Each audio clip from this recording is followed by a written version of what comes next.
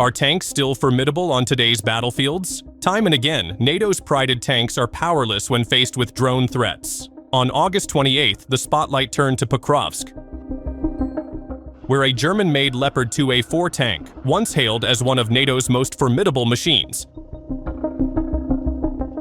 met a fiery end under the strike of Russian FPV drones. But this incident also highlights something bigger than one wrecked tank. It raises the critical question: are tanks still relevant in a war increasingly dominated by drones?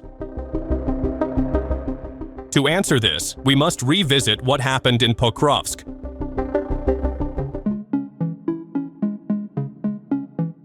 The story begins in the dense urban area of Pokrovsk.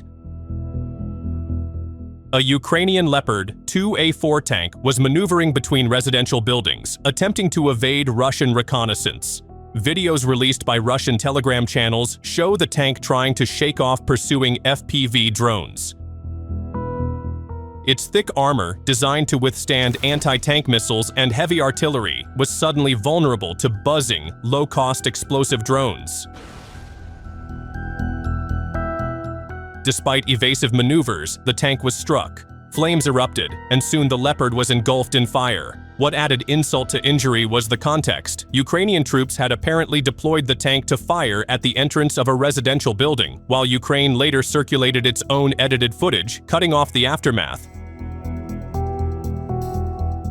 Russian operators released the uncut version showing the Leopard's destruction. The symbolic power of this incident was clear. A multi-million-dollar NATO-supplied tank defeated by cheap FPV drones worth only a fraction of its price.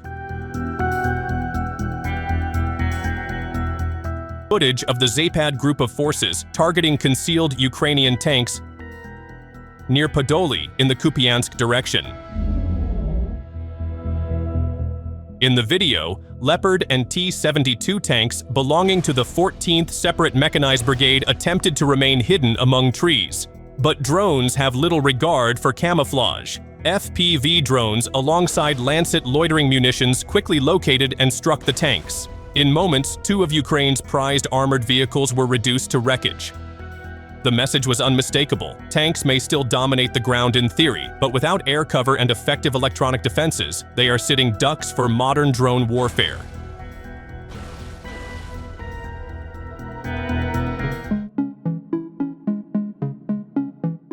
To understand the weight of these losses, we need to step back and examine why the Leopard tank matters so much to Ukraine. The Leopard 2A4 is one of Germany's most iconic tanks, a Cold War veteran designed to counter Soviet armor in Europe. Its balance of firepower, protection, and mobility earned it the reputation of being one of NATO's best. When the first Leopards arrived in Ukraine in 2023, they were seen as a game-changer, promising to bolster Ukraine's ability to break through fortified Russian defenses. Western analysts touted their advanced fire control systems and 120mm smoothbore cannon as key assets. But there's also a practical reason Ukraine relies heavily on these German-made machines, compared to the American M1 Abrams, which arrived in far smaller numbers. Leopards were supplied in larger batches by multiple European countries, ensuring both volume and spare parts availability. Training Ukrainian crews on Leopards was also more straightforward, since several NATO allies, like Poland, Spain, and Finland, already operated them and could provide support. Meanwhile, Abrams tanks, though technologically superior in some respects, came with logistical headaches. Their gas turbine engines demanded specific fuel and complex maintenance, making them harder to sustain in Ukraine's war environment. The Leopard, by contrast, ran on standard diesel, was easier to maintain, and fit more seamlessly into Ukraine's existing logistical chain.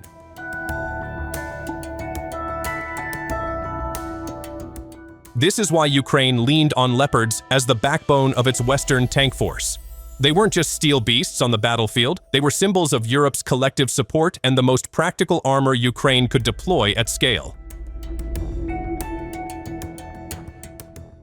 Yet the reality on the battlefield has been sobering. Leopards are still powerful, but the war in Ukraine is not the tank versus tank slugfest of the past. Instead, drones dominate the skies, artillery saturates the ground, and tanks that venture forward without cover risk instant destruction.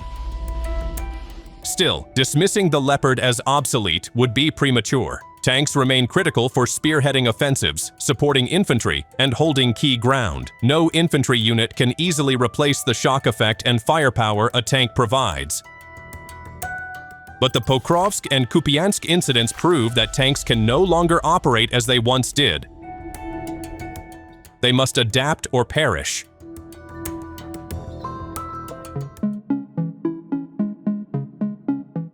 What has shifted the balance is not just Russia's use of heavy weaponry, but the industrial-scale deployment of drones. FPV drones, cheap, fast, and easy to modify, have become the sniper rifles of modern battlefields. With a simple camera feed and explosive warhead, they can track and destroy even the most advanced tanks.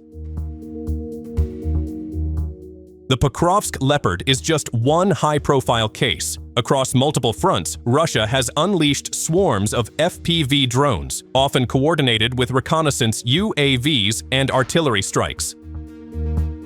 The Lancet loitering munition, in particular, has earned notoriety for its ability to hunt down artillery systems, air defense units, and tanks hiding far from the front line. In Kupiansk, the Zapad group demonstrated how FPVs can flush out tanks even in forests, where traditional reconnaissance might fail. Elsewhere, Russian forces have used drones to systematically dismantle Ukraine's artillery, supply depots, and fortified strongpoints. This shift shows that dominance is no longer about who has the bigger tank or the most expensive aircraft. It's about who can integrate drones most effectively into their battlefield doctrine. So, does this mean drones have killed the age of the tank? Not quite. Instead, the Leopard's destruction in Pokrovsk underscores the need for combined arms warfare. Tanks still matter, but they cannot survive without the protection of layered air defenses, electronic warfare to jam drones, and infantry coordination. For Ukraine, the loss of Leopards is a painful blow, both militarily and symbolically. For Russia, every successful drone strike highlights its growing mastery of cheap yet effective battlefield innovations. That's all for today. Thanks for watching.